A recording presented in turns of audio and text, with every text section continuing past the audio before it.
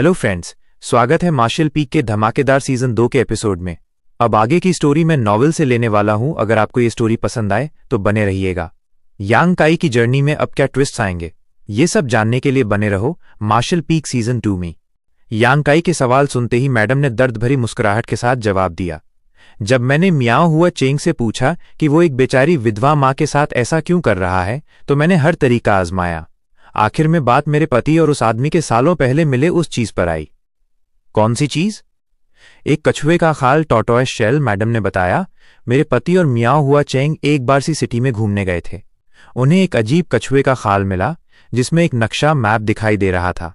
उस वक्त उन्होंने आसपास के द्वीपों आइलैंड्स को जांच किया, लेकिन वो नक्शे से मेल मैच नहीं करता था। सो उन्होंने सोचा ये नकली फेक है। पर गोपनीयता सीक्रेसी के लिए उन्होंने उस खाल को 2 हिस्सों में बांट लिया और साझा शेयर किया। मैडम ने सांस ली और बोली, उसके बाद मेरे पति टोंग प्रोविंस वापस गए और अपना स्कूल बनाया। मियाओ हुआ चेंगसी सिटी में रह गया। शायद उसने उस खाल का अध्ययन स्टडी करता रहा। हाल ही में उसने कुछ सुराग क्लू पाया। साझा नहीं करना चाहता था, इसलिए मेरे पति को मार दिया और हमें सी सिटी बुलाया। मैंने अपने पति का आधा खाल साथ रखा था क्योंकि वो कीमती प्रेशियस था। युवा वीर, याद है वो गार्ड झांगडिंग जो विद्रोह रेबल किया था? उसका सब मियाओ हुआ चेंग का प्लान था। यांग काई की आंखें सिकुड़ गईं। बिल्कुल, मानम का सिर झुक गया। मियाओ हुआ चेंग मेरे पति का सबसे अच्छा दोस्त था, इसलिए शायद वो हम पर हाथ नहीं उठाना चाहता था। इसलिए उसने झांगडिंग को उकसाया। अगर आप नहीं होते युवा वीर, तो हम तीनों हुआन एर, कुई एर और मैं मेरे पति के पास पहुंच जाते। बेस्ट फ्रेंड तो बिल्कुल, यांग काई ने व्यंग्य किया, पर उसके मन में अभी भी शक था। मैडम, आप तीनों साधारण इंसान हैं। मियाओ फैमिली में जाने के बाद अगर मियाओ हुआ चेंग को वो खाल चाहिए था तो आसानी से ले सकता था। फिर उसने बाद में असली रंग, ट्रू कलर्स क्यों दिखाए? मैडम ने कड़वी हंसी दी।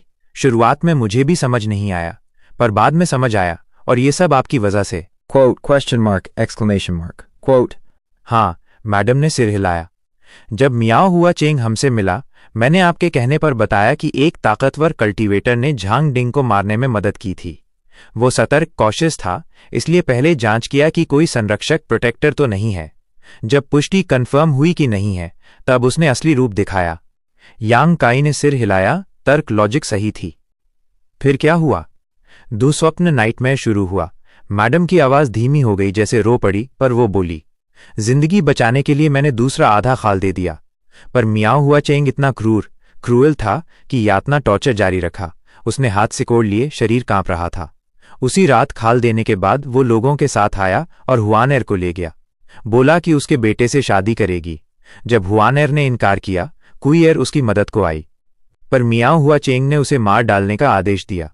ये सुन यांग काई का शरीर गुस्से से कांप उठा। मानम रोती हुई बोली, अगला दिन मियाओ हुआ चेंग ने बताया कि मेरी बेटी हुआनएर का बलात्कार, रेप किया गया। सह नहीं पाई, उसने जीभ काटकर आत्महत्या, सुसाइड कर लिया। यांग काई का शरीर ठंडा पड़ गया। गुस्सा इतना बढ़ गया कि नियंत्रण नहीं हो रहा था।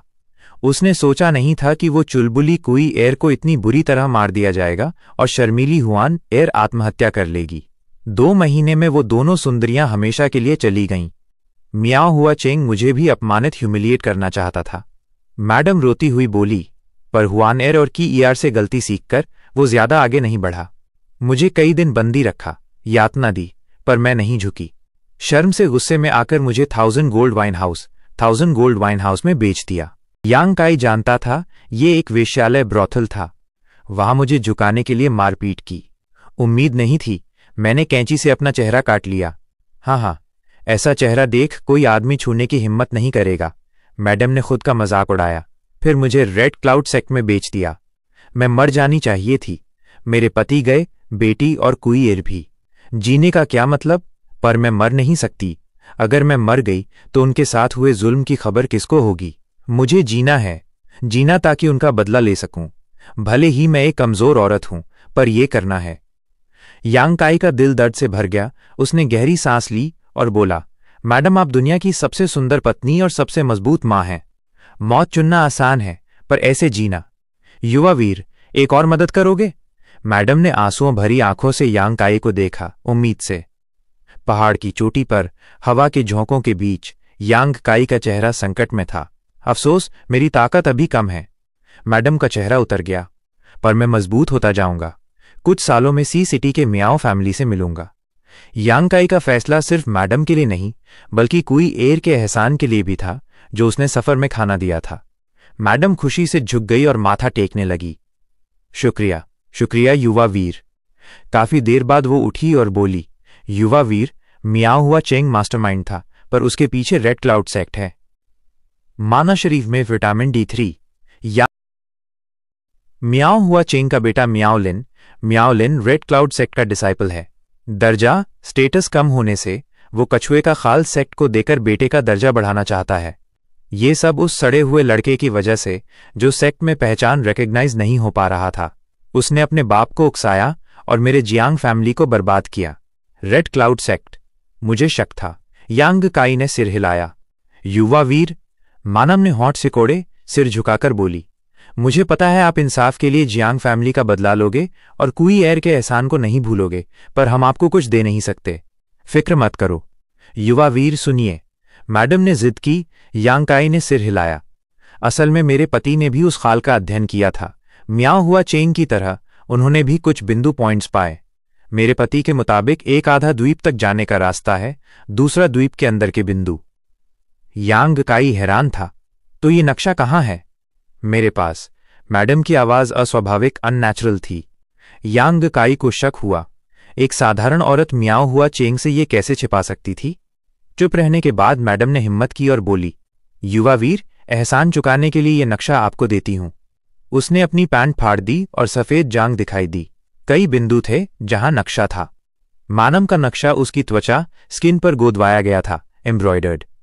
यांग काई का चेहरा लाल हो गया, नजरें हटा लीं, गला सूख गया। यिन यांग जॉयस यूनिफिकेशन आर्ट की वजह से उसका नियंत्रण कमजोर हो रहा था। सु यान का चेहरा याद आ रहा था, पर अब मैडम के इस प्रदर्शन डिस्प्ले से वो खुद को खो रहा था। मैडम, यांग काई ने कुछ नहीं कहा। Young hero. मैडम का चेहरा भी लाल था। ये मेरे पति की मौत की वजह है। मैं इसे न तो दफना सकती, न ही दुश्मन को दूंगी। यह आपका इनाम है, स्वीकार करें। यांग काई ने एक गहरी सांस ली। अगर मैं इनकार करूंगा तो उन्हें दुख पहुंचेगा। मैडम, माफ करना। झुककर उसने उनकी जांग पर बना नक्शा देखा। उस पर पहाड़, कुछ निशान और एक रास्ता था।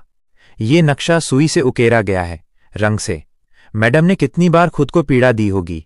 वो एक साधारण औरत है, पर यह नक्शा बनाने के लिए शायद ये पूरी तरह सही न हो, पर मैं कुछ नहीं कह सकता। तारांकन।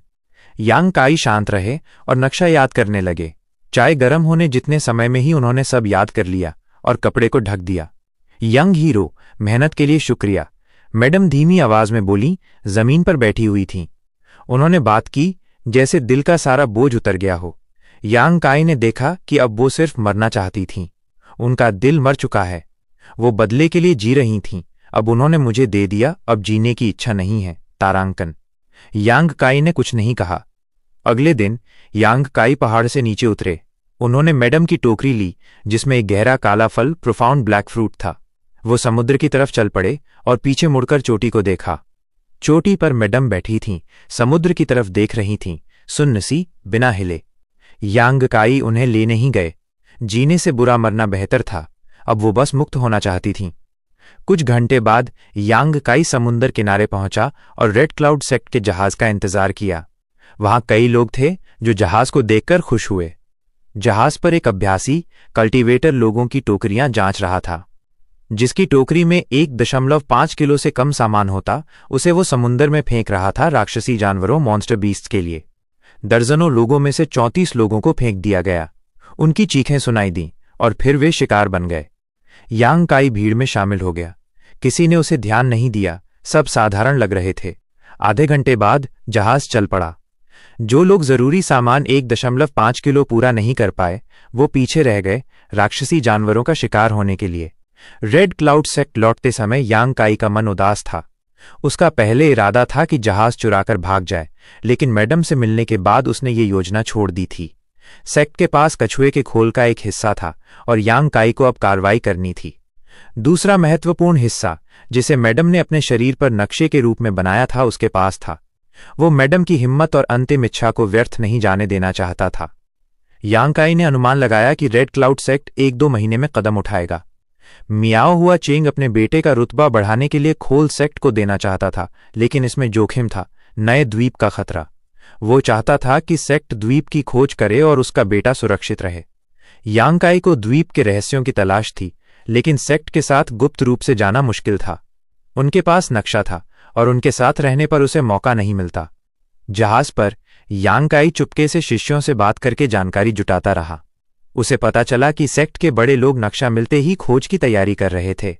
टिप्पणी: शिष्य एक साधारण इंसान को गुप्त मिशन की बात क्यों बताएंगे? साधारण शिष्यों को ज्यादा नहीं पता था, सिर्फ बड़ों की बातों से थोड़ी जानकारी मिली थी।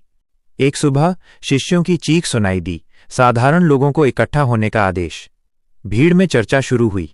फल फिर से क्यों चुनने? अभी तो आए थे। एक शिष्य ने डांटा, इस बार फल नहीं, चुप रहो, किनारे पर बताएंगे। यांग काई का दिल जोर से धड़का। यह मेरा मौका है। किनारे पर 66.6 मीटर लंबा विशाल जहाज दिखा, जिसमें 5 मस्तूल और ड्रैगन हेडस्टर्न, जहाज का पिछला हिस्सा जिस पर ड्रैगन का मुंह बना हो था। एक आदमी ने फुसफुसाया, ये रेड क्लाउड सेक्ट का सबसे बड़ा जहाज है। हमें कहाँ ले जा रहे हैं? यांग काई समझ गया कि सेक्ट साधारण लोगों को खजाना ढूंढने नहीं ले जा रहा, उन्हें जहाज चलाने के लिए मजदूर चाहिए थे। इतने बड़े जहाज को चलाने के लिए कई लोग चाहिए, और कम से कम ट्रू एलिमेंट बाउंड्री का मार्शल आर्टिस्ट होगा, शायद इमॉर्टल असेंशन भी। ट्रू एलिमेंट के सामने यांग काई अपनी ताकत छिपा सकता था, लेकिन इमॉर्टल असेंशन का स्पिरिचुअल सेंस उसकी खेती कल्टिवेशन को देख सकता था। उसे सावधान रहना था। कुछ देर बाद 2 बुजुर्ग, एक पुरुष और एक महिला, हंसी मजाक करते हुए आए। उनके सफेद बालों के बावजूद उनकी आंखों में जवानी थी। ये सेक्ट के शीर्ष अभ्यासी कल्टीवेटर थे, शायद इमॉर्टल असेंशन बाउंड्री के। उनके पीछे 50 कुलीन शिष्य थे। मध्यम आयु केयू शूपिंग ने उन्हें सलाम कर कहा, मास्टर्स, सब तैयार है। बुजुर्ग पुरुष ने सिर हिलाया। व्यवस्था देखो, मैं और मास्टरलैंड केबिन में अभ्यास कल्टीवेशन करेंगे।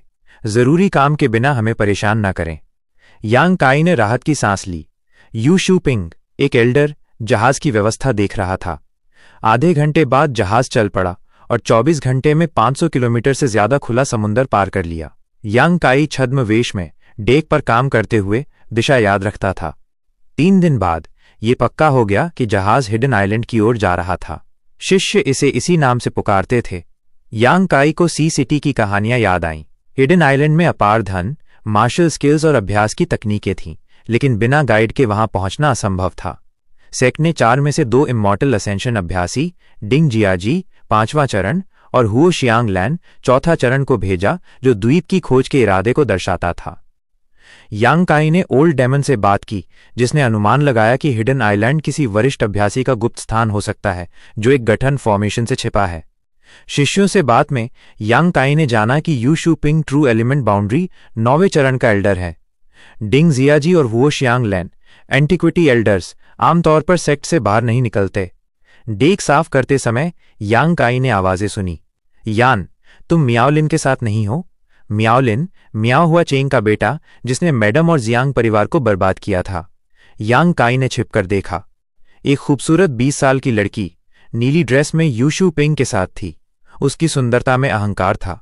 यह यू आओ एन उसकी बेटी होगी, यांग काई ने सोचा, शिष्यों की चर्चा याद करते हुए। यू शूपिंग के सवाल पर यू आओ किंग के चेहरे पर बेचैनी और नाराजगी दिखी। दांत पीसकर वो बोली, वो मेरे साथ नहीं चिपका रहा। तुझे वो पसंद नहीं? यू शूपिंग ने उसे छेड़ा। तुम्हें क्या लगता है? यू आओ किंग ने तुरंत जवाब दिया। गुस्सा मत कर, हमें मियाओलिन की जरूरत है। मियाओ हुआ चेंग ने नक्शा दिया, लेकिन उसकी रिसर्च सिर्फ मियाओलिन को दी। हिडन आइलैंड ढूंढने के लिए वो जरूरी है, यू शूपिंग ने समझाया। यू आओ किंग ने नफरत से सिर हिलाया। पापा, तुम्हें पता है वो कैसा है? सुबह उसने मुझ पर हाथ पांव चलाने की कोशिश की। अगर तुमने फिर कहा तो मैं उसे समुद्र में दफना दूंगी। यू शूपिंग को ठंडक महसूस हुई। उसने तुझ पर हाथ उठाया? यू आओ किंग को दुख हुआ। उसे मियाओलिन की हरकतें सहनी पड़ रही थीं, जो उसके अहंकारी स्वभाव के लिए असहनीय था। मैंने तुझे दुख दिया, यू शूपिंग ने माफी भरे लहजे में कहा। वो अपनी बेटी की शादी किसी योग्य व्यक्ति से करवाना चाहता था, लेकिन मियाओलिन की जानकारी के लिए उसे ये समझौता करना पड़ा। चिंता मत कर, द्वीप मिलते ही मैं तेरा बदला लूंगा। जल्दी पहुंच जाए, यू आओ किंग ने गुस्से में कहा। यू शूपिंग ने मुस्कुराकर कहा, जैसा तू चाहे। मियाओ हुआ चेंग ने सोचा नहीं था कि बात यहां तक पहुंचेगी। उसने नक्शा इसलिए दिया था ताकि मियाओ लिन को रेड क्लाउड सेक्ट में महत्व मिले। सेक्ट ने मियाओ लिन को यू आओ किंग के साथ जोड़ा, जो जोखिम भरा था। यू शू पिंग ने कहा, अगर वो आए और तू सहन न पाए तो उससे बच, गुस्सा मत दिखाना। पता है, यू आओ किंग ने जवाब दिया। यू शू पिंग चला गया। थोड़ी देर बाद एक 20 साल का लड़का मियाओ लिन डेक पर आया। यू आओ किंग को देखकर उसकी आंखें चमकी। यांग काई ने उसका चेहरा याद किया, लेकिन भावहीन रहा। जियांग फैमिली की लड़की ने अपमान सहने के बजाय आत्महत्या की थी। मियाओ लिन साधारण से बेहतर दिखता था, लेकिन उसकी हरकतें उसे अमीर बिगड़ैल जैसा बनाती थीं। युआओ किंग के पास पहुंचकर मियाओ लिन बोला, सीनियर सिस्टर किंग, डेक पर हवा तेज है, ठंड न लग जाए। यू आओ किंग को गुस्सा आया, लेकिन उसने मुस्कुराकर कहा, कोई बात नहीं, समुद्र की हवा ताज़ा है। मियाओ लिन ने उसका मिजाज भांपने की कोशिश की, लेकिन यू आओ किंग ने उसे टाल दिया। यांग काई डेक साफ करते हुए उनकी बातें सुन रहा था। मियाओ लिन की बेशर्मी से उसे भी गुस्सा आया। अचानक एक जोरदार पेंग की आवाज आई। जहाज हिला। मियाओ लिन और यू आओ किंग लगभग समुद्र में गिरे। दोनों ने खुद को संभाला। मियाओ लिन ने मौका देखकर यू आओ किंग की कमर पकड़ने की कोशिश की। यू आओ किंग ने तुरंत उसका हाथ हटाया, लेकिन जहाज फिर हिला। वो लड़खड़ाई और यांग काई की ओर उड़कर जाने लगी। यांग काई गंदे कपड़ों में झाड़ू पकड़े चौंक गया। उसने गिरने का नाटक किया और हट गया। यू आओ किंग डेक पर गिरी और पास का गंदा पानी उस पर उड़ेल गया। यू आओ किंग भीग गई और बदबूदार हो गई। यांग काई ने एक साधारण इंसान की तरह चीखकर नाटक किया। वो जानता था कि यू आओ किंग को पकड़ना मुसीबत को बुलाना था। मियाओ लिन ने उसे उठाने की कोशिश की, लेकिन यू आओ किंग ने गुस्से में चिल्लाया, हट जाओ। उसकी इज्जत मिट्टी में मिल गई थी। केबिन से मार्शल आर्टिस्ट बाहर आए। यू शू पिंग ने समुद्र में देखकर चिल्लाया, मॉन्स्टर बीस्ट, शिष्य लड़ाई के लिए तैयार। यू आओ किंग को देखकर वह चौंका। किंग, चोट तो नहीं लगी? यू आओ किंग ने मियाओ लिन को गुस्से से देखा और सिर हिलाया। वापस जाओ, यू शू पिंग ने कहा। हाँ, यू आओ किंग चली गई। मियाओ लिन ने साथ जाने की कोशिश की, लेकिन उसने मना कर दिया। साधारण लोग केबिन में भागे। जहाज फिर हिला। यांग काई भीड़ के साथ केबिन में गया। लोग डर से कांप रहे थे। यांग काई ने सुना कि 2 मास्टर्स नहीं आए, यानी मॉन्स्टर बीस्ट ज्यादा ताकतवर नहीं थे। लड़ाई 1 घंटे चली। मॉन्स्टर बीस्ट मर गए या भाग गए। शांति छा गई। साधारण लोग जीत से खुश हुए। बाद में शिष्यों ने साधारण लोगों को डेक साफ करने भेजा। डेक पर खून और मरे हुए मॉन्स्टर बीस्ट थे। सेक्ट के शिष्यों को कोई नुकसान नहीं हुआ, सिर्फ कुछ कमजोर अभ्यासियों को मामूली चोटें आईं। यांग काई ने डेक साफ किया। गहरे समुद्र में पहुंचने के कारण हर कुछ दिन बाद मॉन्स्टर बीस्ट का हमला होता, जो धीरे धीरे ताकतवर हो रहे थे। कमजोर साधारण लोगों को चारा बनाकर समुद्र में फेंका गया। यू शू पिंग का चेहरा गंभीर होता गया। मियाओ लिन भी डेक पर आने लगा। दोनों कछुए के खोल के साथ रास्ते का अध्ययन करते। इसी के साथ ये एपिसोड यही खत्म होता है। अगर आपको एपिसोड पसंद आए तो वीडियो को लाइक और चैनल को सब्सक्राइब कीजिए। तो फ्रेंड्स, मिलते हैं नेक्स्ट एपिसोड में।